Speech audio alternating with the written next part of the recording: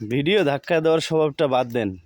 Reach engagement বাড়াতে চাইলে আমার ভিডিও আপনার সামনে গেছে, একটা সুন্দর কমেন্টস করেন, এতে আপনার লাভ হবে, এঙ্গেজমেন্ট বাড়বে, রিচ বাড়বে, আপনার আইডিটাও ভালো থাকলো। তো কি লাভ ভাই, কি দরকার একজনের ভিডিও ধাক্কা দিয়ে? একটা লাইক একটা কমেন্টস করলে কি ক্ষতি হবে?